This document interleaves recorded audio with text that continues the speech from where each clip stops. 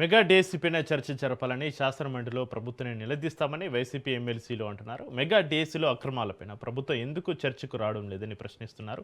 Sports quota ఉద్యోగాల విషయంలో మంత్రి నారా లోకేష్ ఇచ్చిన సమాధానంపైన మండిపడుతున్నారు. ఇక గ్రూప్ 1లో అక్రమాలు జరిగాయంటున్న కూటమి ప్రభుత్వం మెగా డీఎస్సీతో పాటుగా గ్రూప్ 1పై కూడా సిబిఐ విచారణకు ఆదేశించాలంటున్న వైసీపీ ఎమ్మెల్సీలతోటి మా ప్రతినిధి రమేష్ ఫేస్ టు ఫేస్.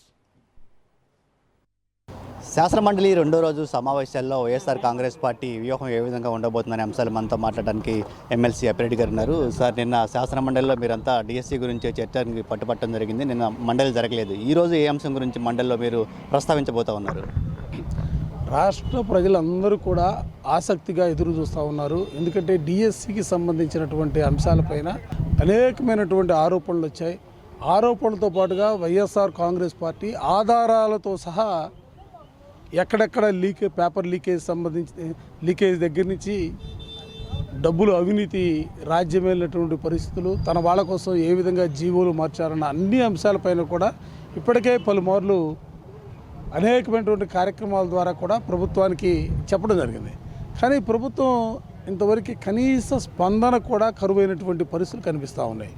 నిన్న మొదటి రోజు శాసనమండలి సమావేశాల్లో మా పార్టీ సైడ్ నుంచి మేమందరం కూడా అడిగాం, డిఎస్సికి సంబంధించినటువంటి అంశంపైన చర్చించాలని పదే పదే రిక్వెస్ట్ చేసినప్పుడు కూడా పెడచెవిని పెట్టినటువంటి పరిస్థితులు ఉన్నాయి. ఆయన శాసనసభలో మాట్లాడినట్టుగా పేపర్లోనూ తన స్టేట్మెంట్ కూడా చూడటం జరిగింది. ఇవాళ మేము రెండో రోజులు మేము కోరుకునేది ఒకటే, శాసనమండలిలో తప్పనిసరిగా డిఎస్సికి సంబంధించినటువంటి అంశంపైన చర్చించాలా. ఇది కోట్లాది మంది, ఎందుకంటే ఈ రాష్ట్రంలో ఉన్నటువంటి కోట్లాది మంది మనోభావాలకు సంబంధించినటువంటి అంశం, లక్షలాది మంది నిరుద్యోగులకు సంబంధించినటువంటి అంశం. కాబట్టి తప్పనిసరిగా దీనిపైన చర్చించాలా. ఎందుకంటే పేపర్ లీకేజీ దగ్గర నుంచి, ఇందాక చెప్పినట్టుగా లీకేజీ దగ్గర నుంచి ఉద్యోగాల నియామకం కూడా అడుగడుగున అవినీతి రాజ్యం వెళ్ళింది.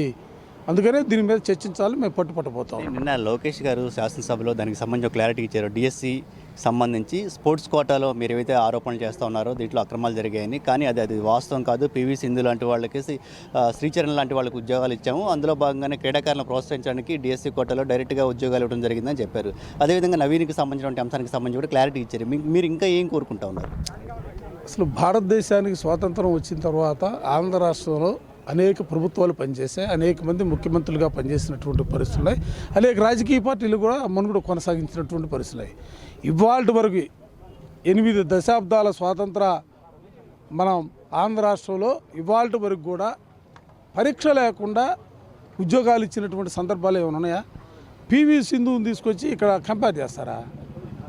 ఆమె అంతర్జాతీయ స్థాయిలో అవార్డులు దేశం కోసం ఆడుతున్నటువంటి పరిస్థితుల్లో ఆమెకు ఉద్యోగం ఇచ్చారు, ఆమెకు పొలం కూడా ఇచ్చారు, స్థలాలు కూడా ఇచ్చారు, డబ్బులు కూడా కోట్లాది రూపాయలు డబ్బులు కూడా ఇచ్చారు. వీళ్ళకు కూడా ఇస్తారా? వీళ్ళకు కూడా డబ్బులు ఇస్తారా? వీళ్ళకు కూడా స్థలాలు ఇస్తారా? అసలు ఏం మాట్లాడుతూ ఉన్నారు? కనీస ఇంగిత జ్ఞానం లేనటువంటి పరిస్థితుల్లో ఇవాళ విద్యాశాఖ మంత్రి కొనసాగుతూ ఉంటే ఎందుకంటే దౌర్భాగ్యం ఏముంటుంది రాష్ట్రానికి? పివి సింధు తీసుకొచ్చి డిఎస్సి పరీక్షలకు ముడి పెడతా ఉన్నారు. అసలు ఈ రాష్ట్ర చరిత్రలో ఇప్పటివరకు జరిగినటువంటి ఏ ఉద్యోగాలకు సంబంధించినటువంటి ఎంపికలోనైనా కూడా పరీక్ష లేకుండా ఉద్యోగాలు ఇచ్చినటువంటి పరిస్థితులు ఉన్నాయా? అసలు ఏ దిశగా ఈ రాష్ట్రాన్ని మీరు తీసుకెళ్లాలని ప్రయత్నం చేస్తూ ఉన్నారు? ఎవరి ప్రయోజనాలను కాపాడుకోవడం కోసం ఆలోచన చేస్తూ ఉన్నారు? మినిమం దీని మీద నాలెడ్జీ లేకుండా లోకేష్ గారు మాట్లాడుతూ ఉన్నారు. మేము అదే కదా మొదటి నుంచి చెప్తా ఉంది, ఈ రాష్ట్రంలో జరిగినటువంటి డిఎస్సి సంబంధించి పేపర్ లీకేజీ, నవీన్కి ఫస్ట్ ర్యాంక్ వచ్చింది, ఎందుకు ఉద్యోగం ఇవ్వాలా? కోర్టులో మీరు ఏం చెప్పారు? నిన్న లోకేష్ శాసనసభలో ఏం చెప్పాడు? అసలు పొంతన ఉంటుందా? ఎక్కడైనా మీరు మాట్లాడేదానికి పొంతన ఉంటుందా? నిజంగానే మీరు స్పోర్ట్స్ సంబంధించినటువంటి పివి సింధుకి ఇచ్చాం, మేము ఇచ్చా ఉన్నారు, మళ్ళీ జీవోలు ఎందుకు మార్చారు? అంటే వాళ్ళు లోనకు వచ్చిన తర్వాత తలుపు వేసిన తర్వాత మళ్ళీ జీవోలు మార్చేస్తారు. నిజంగా మీరు అంత మంచి ఆలోచనతోనో మంచి బుద్ధితోనో మీరు ఆ జీవోలు తీసుకొచ్చి ఉంటే ఆ జీవోలు కంటిన్యూ చేయాలి కదా. మళ్ళీ ఎందుకు రద్దు చేశారు? పాత పద్ధతి ఎందుకు పెట్టారు? మళ్ళీ ఎగ్జామ్ పెట్టాలని ఎందుకు పెట్టారు? అంటే మీకు కూడా తెలుసు, తప్పు జరిగిందనే అంశం మీకు కూడా తెలుసు కాబట్టి మీరు దాన్ని సరిదిద్దుకోవడం కోసం ప్రయత్నం చేశారు. అందుకే దాని మీద ఎంక్వైరీ కావాలనేది వైఎస్ఆర్ కాంగ్రెస్ పార్టీ డిమాండ్ చేస్తున్నటువంటి పరిస్థితి. మీరు చెప్పండి, ఇప్పుడు ఏపీపీఎస్సీకి సంబంధించి వైఎస్ఆర్సీపీ హయాంలో అక్రమాలు జరిగాయి, నా 50 ఏళ్ల రాజకీయ జీవితంలో ఎలాంటి కుంభకోణం చూడలేదని నిన్న ముఖ్యమంత్రి గారు శాసనసభ వేదికగా చెప్పారు. నిన్న మాట్లాడుతూ కూడా చెప్పినటువంటి సందర్భం కూడా ఉంది. ఈ ఏపీపీఎస్సీలో అక్రమాలకు సంబంధించి మీరేం చెప్తారు? సార్ నిజంగా చెప్పాలంటే జగన్మోహన్ రెడ్డి గారి పరిపాలనలో ఎటువంటి పేపర్ లీకేజీలు కానీ ఎటువంటి అవినీతి అనేది జరగలేదనేది మేము స్పష్టంగా చెప్పగలిగాం. కేవలం ఆయన డిఎస్సి నుంచి బయటపడడానికే ఇటువంటి ఆరోపణలు చంద్రబాబు నాయుడు గారు చేస్తున్నారు. నిజంగా డిఎస్సి విషయంలో నిన్న మేమందరూ కూడా శాసనమండలి సభ్యులందరం కూడా చాలా గట్టిగా మండలిలో ఈ విషయం ప్రస్తావిస్తే అచ్చెన్నాయుడు గారిని దీన్ని డైవర్ట్ చేయడానికి ప్రయత్నం చేశారు. మా ఎల్ఓపి గారిని దద్దమ్మ అనే రీతిలో ఆయన సంభాషించడం జరిగింది. కేవలం ఇవన్నీ కూడా వాళ్ళు తప్పించుకోవడానికే ఇటువంటి కార్యక్రమాలు ఇటువంటి ప్రసంగాలు చేస్తున్నారు తప్ప నిజంగా జగన్మోహన్ రెడ్డి గారి పరిపాలనలో ఇటువంటిది ఏమీ జరగలేదనేది మా అభిప్రాయం. అంటే ఈ గ్రూప్ 1 అక్రమాలకు సంబంధించి సిబిఐ విచారణకు మీరు సిద్ధంగా ఉన్నారా? డిఎస్సి అక్రమాలపైన సిబిఐ విచారణ అడుగుతా ఉన్నారు కదా, ఇప్పుడు గ్రూప్ 1లో జరిగినటువంటి అక్రమాలకు సంబంధించి కూడా సిబిఐ విచారణ అడుగుతారా మీరు? డెఫినెట్గా అండి, వేయండి, దాని మీద వేయండి, అలాగే దీని మీద కూడా వేయండి, డిఎస్సి మీద కూడా వేయండి. డిఎస్సి అయితే మరీ దారుణం. ఎంత దారుణం అంటే ఈరోజు నేను పేపర్లో చూశాను, దుర్గేష్ అనే ఒక పెద్ద క్రీడాకారుడు, ఎన్నో మెడల్స్ సంపాదించిన వ్యక్తి, మరి నిజంగా స్పోర్ట్స్ కోటాలో వస్తే నాకు రావాలి కదా, నాకెందుకు రాలేదని ఆయన ప్రస్తావించడం జరిగింది.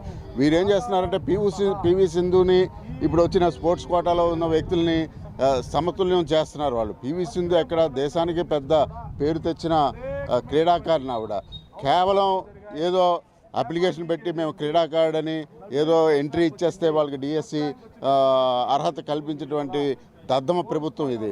లోకేష్ గారే నిన్న ప్రసంగంలోనే మనకు తెలిసిపోయింది తప్పు జరిగిందనేది. ఎప్పటికీ కూడా ఎగ్జామ్ రాయకుండా డిఎస్సి ఇవ్వడం అనేది ఎప్పటికీ చరిత్రలో ఎప్పుడూ లేదు. ఇది ఫస్ట్ టైం ఇక్కడ జరిగింది ఆంధ్రప్రదేశ్లో. సో ఇది మొత్తంగా ఈరోజు శాసన మండలిలో డిఎస్సి అంశానికి సంబంధించి వైఎస్ఆర్ కాంగ్రెస్ పార్టీ పోరాటానికి సిద్ధమైంది. కెమెరా పర్సన్ సాయితో రమేష్, రాజ్ న్యూస్, శాసనసభ నుంచి.